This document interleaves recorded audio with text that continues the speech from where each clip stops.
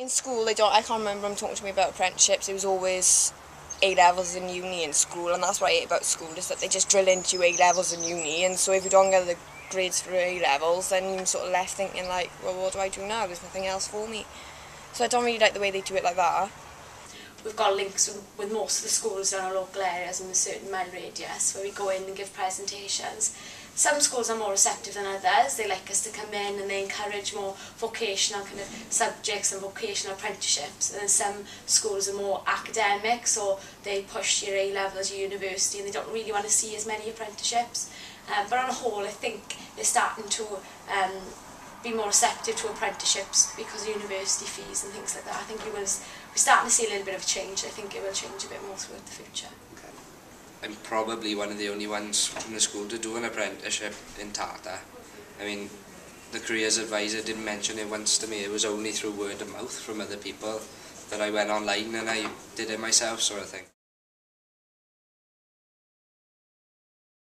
Well, over the last few years, we've had probably around about an average of 800 applications every year just for our South Wales, so our Talbot and our Lamwern sites.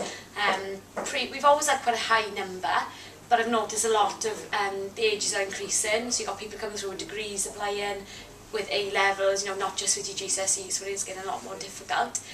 People coming through a lot more work experience, so they've been in jobs, they want to change a career. So sometimes the people coming through with GCSEs and just leaving school, it might be making it a bit more difficult for them because there's people with a lot more experience coming through. Apprenticeship I applied for recently, I think it was 250 people applied and they were taking on 2 people. Right. So your chances are really slim anyway. You've got to really stand out to have a chance. Yeah, I definitely think there should be more apprenticeships, and I think, like you said, they should be advertised in schools a lot more because, to be honest, I think unless you're in college, I don't think many people know about them. There are agencies out there that do help you to find apprenticeships because they are hard to find on your own.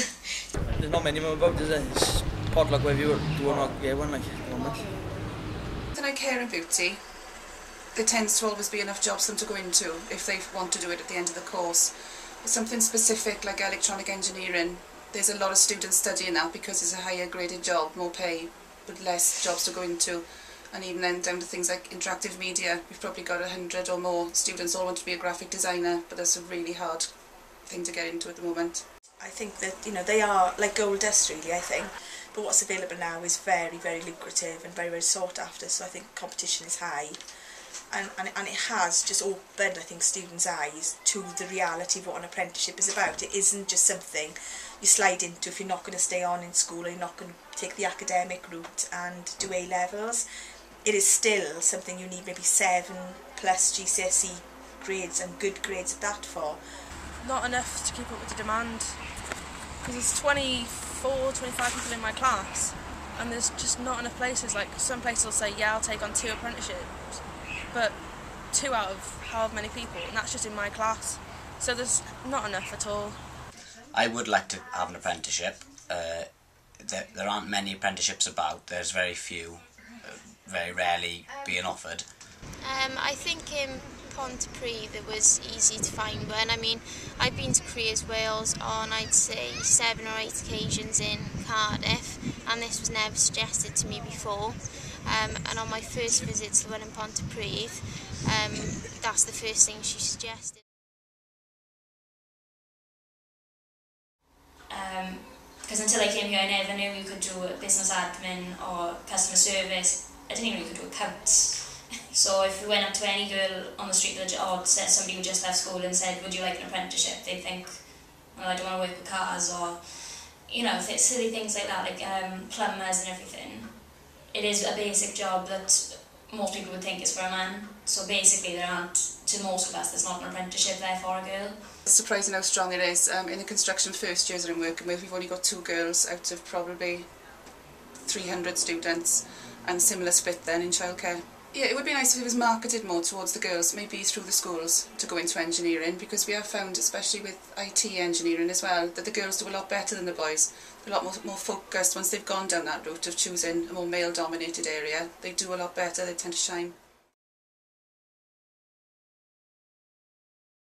I think I wasted my time there because I was doing plumbing, but I was only like doing the same thing over and over again. I wasn't really doing a variety of work to get the full NVQ. and I felt like they were like using me there. So I stuck it out 2 years. I left then after that, obviously, because they didn't take me on. They didn't have any intention of taking anyone on. I think they should push it out more. Like obviously this is the first year they've done IT, and we've really had to push them to start doing an IT course here. And I think it's definitely worth everyone. I think there's no industry that can't take on apprenticeships. Everyone's willing to learn. Everyone needs a job. So I don't see why they wouldn't. There's too many departments to go through in order to get someone in here. As I said, my experience is they brought someone in here. This is the place. This is the MVQ they're going to do. This is how long it's going to take. This is what we expect of you. But what I don't expect is me to actually have to physically go and grab someone, bring them in here, then contact a training provider, then contact Careers Wales, then contact DFES to get some funding for it, as well as drawing up contracts, PYE for the individual, and then on top of that spending time with them to actually go through their MVQ, which is what I'm here for. I didn't expect to have to do all of that. Barriers, I think, is information going out to the employers. They might not understand fully what it involves taking on an apprentice and what kind of funding might be for them. I think they're just worried, particularly in the climate, that they might have to pay somebody for 3 years and they can't afford it.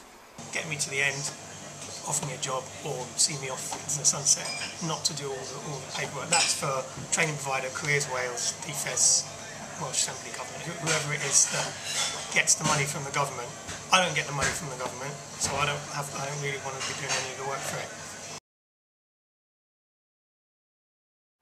Probably a full maybe marketing campaign, not so much TV, maybe through the papers, that sells the funding so the employers aren't scared of taking on the apprentices. Because of funding situations, a lot of the organisations that were keen work on a voluntary basis, so they didn't have the funds to be able to pay somebody, or not until a certain period of time, not until funding actually came in, and then having to wait for that funding and money to come back from the government could be 3 to 6 months. The funding's one thing, because 16 to 24s get funding and older people don't. I know there's probably a good reason for it, but I just can't see it. And I've worked it out, like the funding is kind of the same as what's it called, job seekers allowance. So the government doesn't lose any money, and potentially it would be, I would get something out of it. The amount we get paid, definitely. I mean, I know I'm older than most of the people that are here at the moment, but I've got to try and run a flat, so I've got a second job as well, because otherwise I'd have to run a flat, food, gas, electric, everything, on £400 a month. That doesn't do anything, but, I understand cheap labour and everything, but £2.60 an hour is a bit too far. That was the main thing of applying here when the boy said it's a lot better paid apprenticeship than the Careers Wales ones, because basically you're getting paid directly by the government only, and that's what the £48 was at the time. Whereas here the company also like to help you out. And being an older apprentice, I wasn't living at home at the time, like it wouldn't have been viable.